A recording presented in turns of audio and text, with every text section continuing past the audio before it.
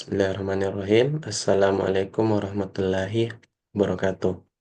Perkenalkan, nama saya Muhammad Fatur Rahman dengan NIM H0511911074. Dalam kesempatan kali ini saya akan membawakan seminar statistika saya yang berjudul Estimasi Model Regresi Non-Parametric Kernel dengan Estimator Nadara Watson pada Data Longitudinal dengan pembimbing utama saya, Dr. Anna Islamiati, SSI, MSI.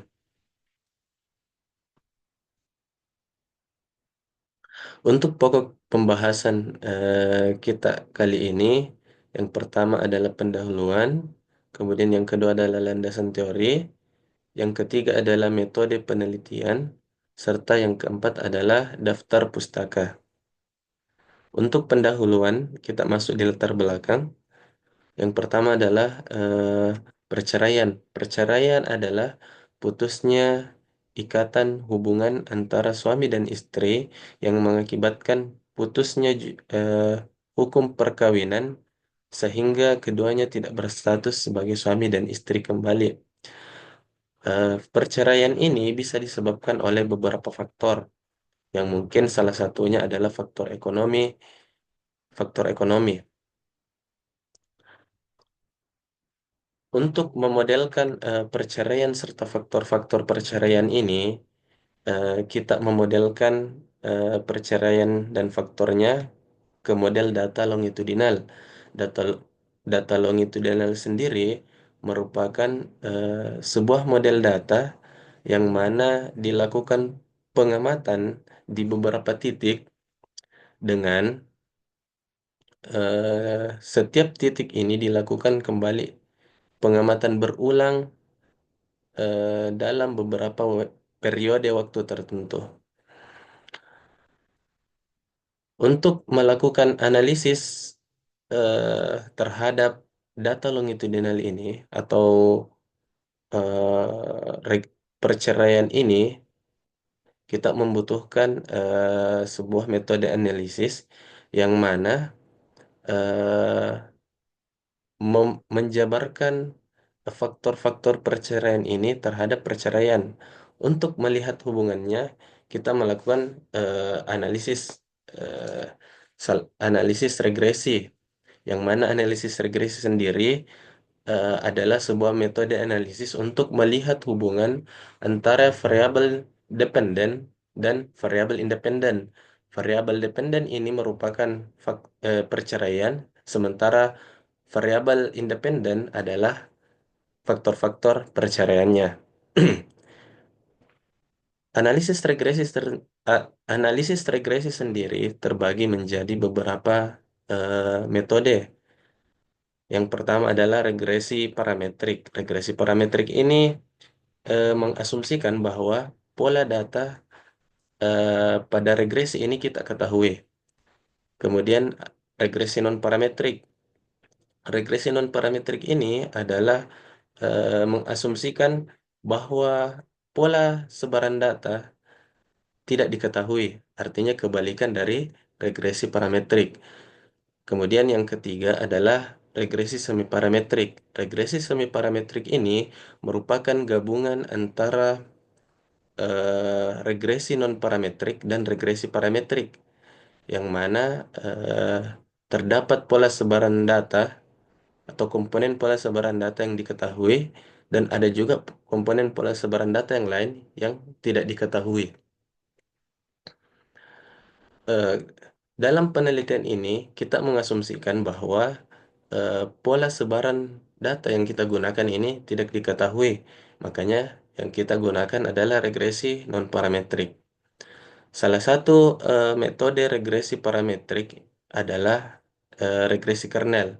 Regresi kernel ini menggunakan fungsi kernel untuk melakukan estimasi atau pemodelan pada data.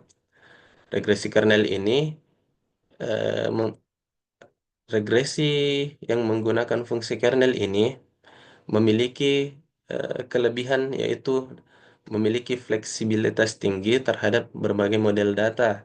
Kemudian mudah untuk dilakukan perhitungan matematisnya.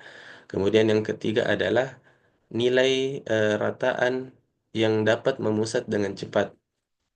Nah, salah satu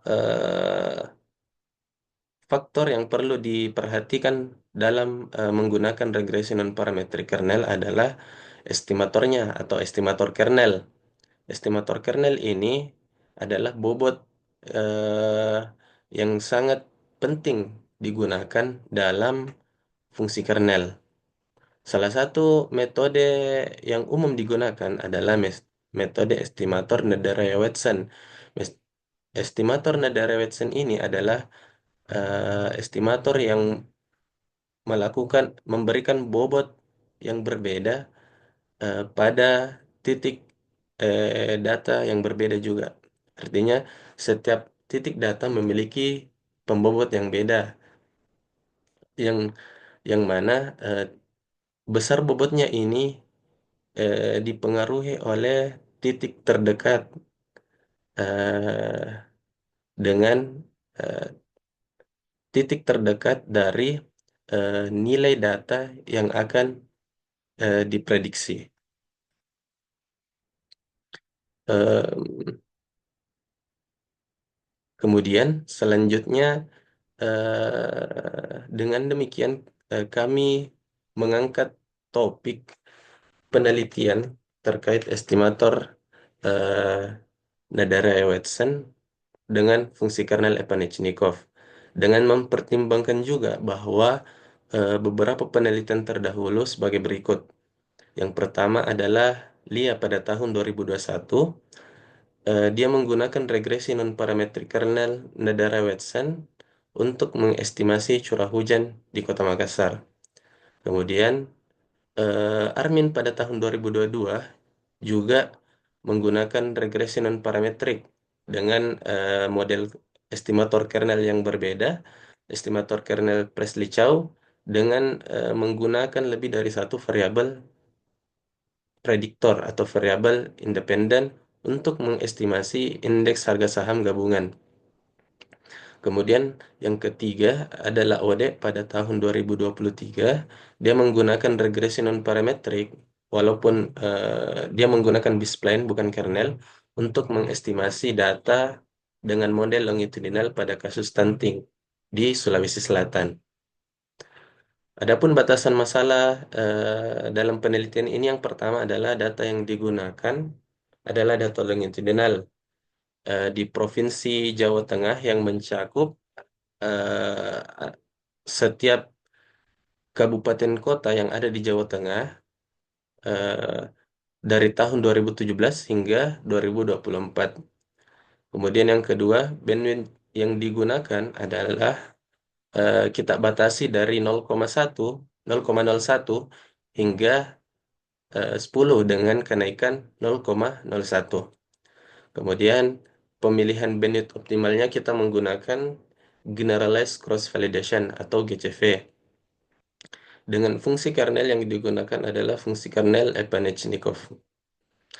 Adapun tujuan penelitian ini kami bagi menjadi dua. Tujuan pertama yaitu untuk memperoleh nilai bandwidth optimal pada data jumlah perceraian di Jawa Tengah menggunakan estimator Nadaraya-Watson dengan fungsi kernel Epanichnikov. Kemudian tujuan yang kedua adalah memperoleh estimasi model dari data jumlah perceraian di Jawa Tengah menggunakan estimator Nadaraya-Watson dengan fungsi kernel Epanichnikov.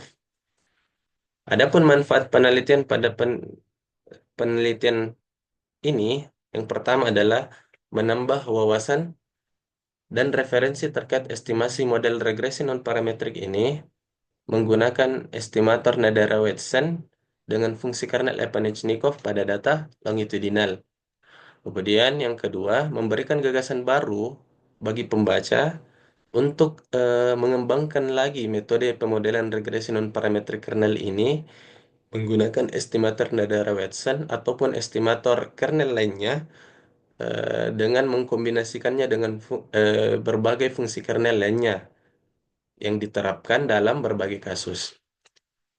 Adapun landasan teori pada penelitian ini meliputi data longitudinal, kemudian regresi non-parametrik, fungsi kernel, estimator Nadaraya-Watson, pemilihan bandwidth optimal, uji kebaikan model, standarisasi data, dan perceraian.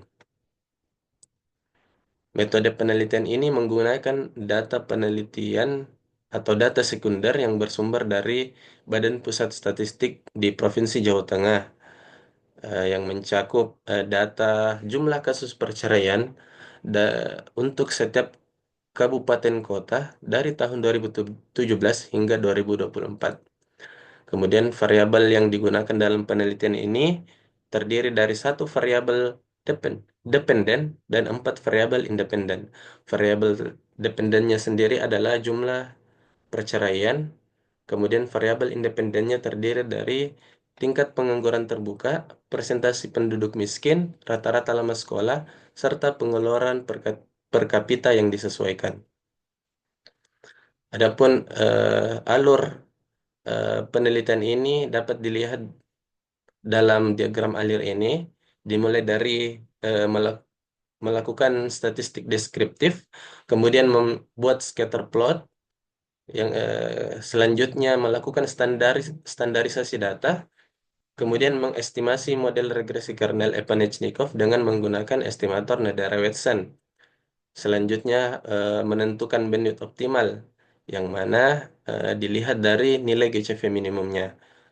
GCV, nilai GCV minimum menandakan bahwa itu adalah bandwidth yang paling optimal digunakan. Kemudian dari bandwidth optimal itu kita melakukan pemodelan eh, regresi non parametrik kernel menggunakan estimator Nadaré-Wetzel dengan fungsi kernel Epanichnikov. Selanjutnya kita melakukan uji kebaikan model dengan menggunakan koefisien determinasi R kuadrat. Selanjutnya menarik kesimpulan dan selesai.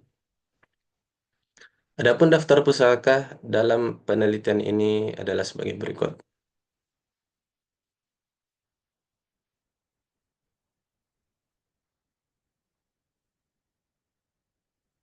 Ya, mungkin itu saja yang dapat saya sampaikan.